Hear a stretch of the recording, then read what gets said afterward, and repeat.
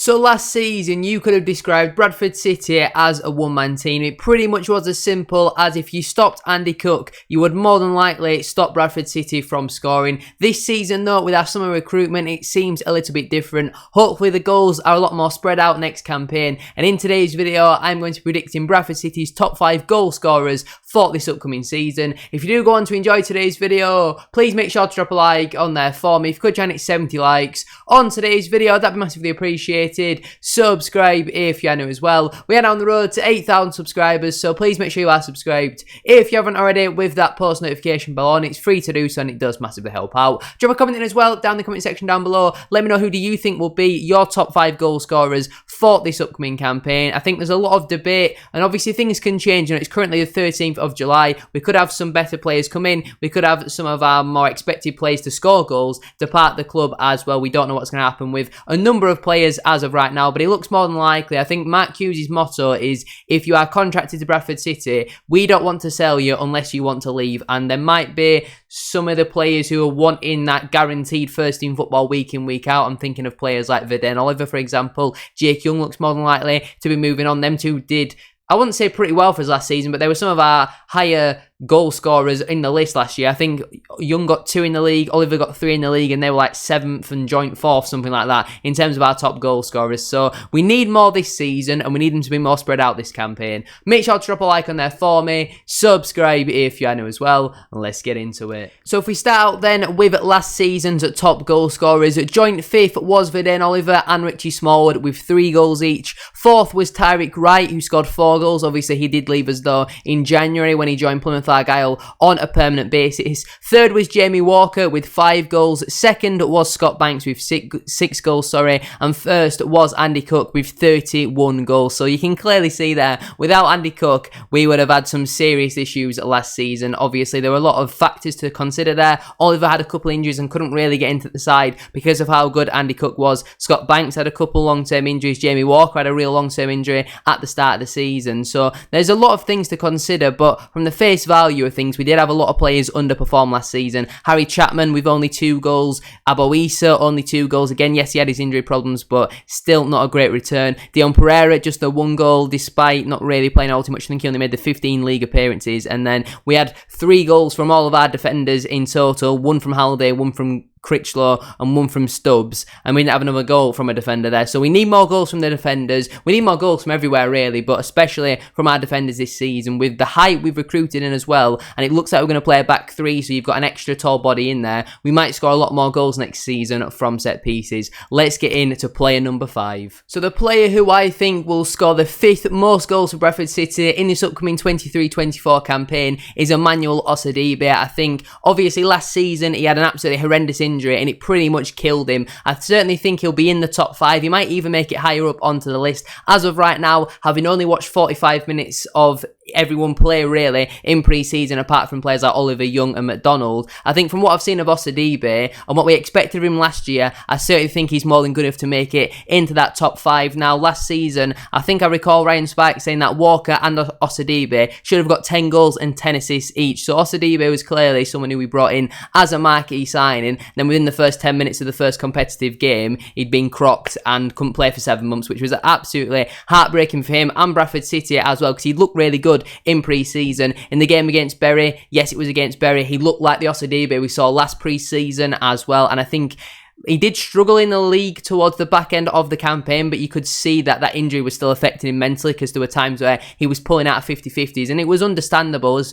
frustrating as it might be when you're in a promotion battle and you need everyone to be given 110%, mentally he wasn't quite fully at it, and I think this pre-season it'll be a complete fresh start from him. And in that game against Bury, he did look really good. He got on the score sheet there as well. And if we're going to play this 5-3-2, 5-1-2-2 formation, whatever it is, I think OSADEBE as one of them midfielders breaking into the box, I do think he'll score a decent amount of goals for us next season. Now, you're going to have more than likely have 1 holding midfielder and then 2 more attacking midfielders. How does OSADEBE, Walker and Pattison all fit into that role? I'm not so sure, but I certainly think OSADEBE is going to get enough opportunities next season to get himself on that score sheet. He's a good dribbler of the ball, seems like a decent finisher, and he is my 5th top goal scorer for the upcoming 23-24 campaign. Channel memberships are now cheaper than ever, with tier 1 costing just £99. £199p. Tier 2 has been reduced from £3.99 a month down to £1.99 a month, and Tier 3 has been reduced from £8.99 a month down to just £4.99 a month. Your support, as always, is massively appreciated, and the more members that we have, the better the content will be. Enjoy the rest of the video. In at number 4 then, I am going to go with a man who I've just mentioned there in Jamie Walker. Now, if it wasn't for his injury record, he might actually be higher up on the list. He scored 5 goals in total for us last season, and while it was a season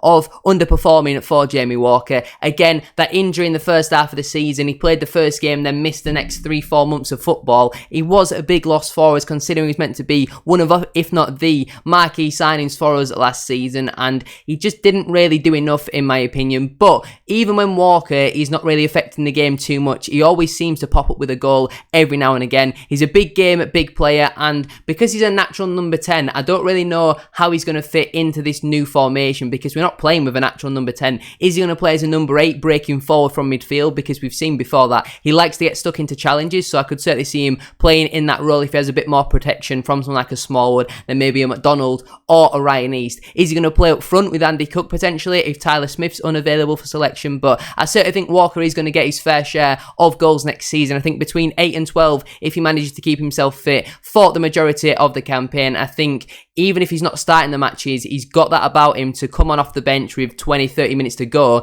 and get a goal, make an impact, and in my opinion, I think he will finish as our 4th top goal scorer this upcoming campaign. In at number 3 then, I am going to go with new signing Tyler Smith, come in from Hull City on a 3-year contract just a couple of weeks ago, and I think he's going to get a decent amount of game time for us next season. While he's not really had a home as of right now, as with Hull, did okay there, had a couple loan spells which hasn't really worked out. I think if he's going to come in to this Mark Hughes system, and I think he's going to work because he's going to be able to be partnered with Andy Cook, they're going to compete with each other, but they're also going to work off each other very well. You've got the big in Andy Cook, you've got the little in Tyler Smith. This could be the modern day Hansen and Wells, and I certainly think Tyler Smith will be able to get a decent amount of goals for us next season. I think between 10 and 14 potentially as our more pacey running in behind sort of striker. I think he's going to get a decent amount of assists as well next season, but when you're working up front with someone like Andy Cook, he's going to get chances himself, he's going to get the knockdowns off of Andy Cook, and I certainly think Tyler Smith has got more than enough about him. I seen in that first 45 minutes against Bury, he might frustrate the fans at times because he's going to find himself offside, but that's the way that he plays. He likes to play on the shoulder,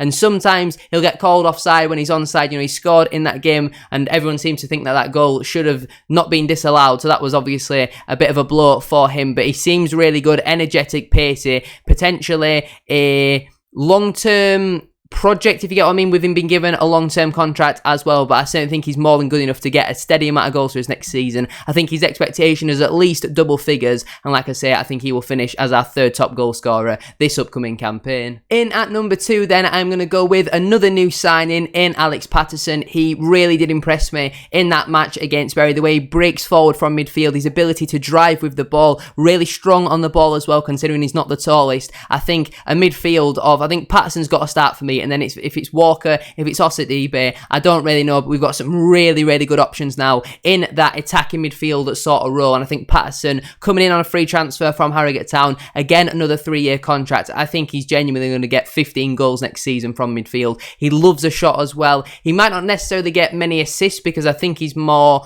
of a goal scorer rather than a creator, but I think Pattison has certainly got a decent amount of goals in him in this upcoming campaign. If he keeps himself fit and he keeps himself starting week in, week out, I certainly think he could have a big impact for us this season. I was really, really impressed with him in that first half against Bury, and fingers crossed we see more from him in this upcoming campaign, but I personally believe he will finish as our 2nd top goal scorer this upcoming season. And completing my list then, in at number 1, Bradford City's Golden Boot winner, in my opinion, for the 23-24 campaign is obviously Andy Cook. Now, if I'd have done this video this time last season, I don't think he would have been in my top 5, because more than likely, I probably thought, I think every Bradford fan thought he would have moved on last summer, but his redemption season last year was absolutely incredible. 31 goals, 8 assists. Now, do I believe he'll be able to hit them heights again this season? No, because I think he's going to be more of a team player rather than us relying on Andy Cook to come up with a piece of magic. I still think he easily breaks 20, if not 25 goals next season,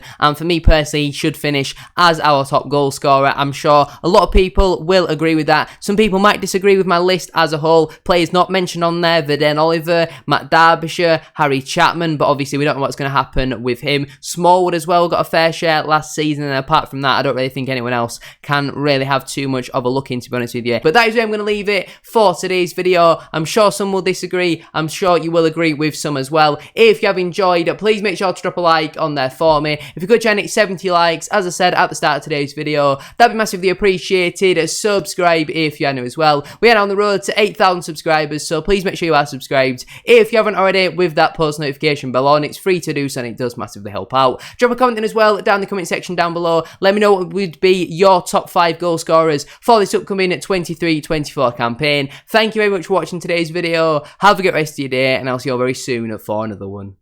Peace.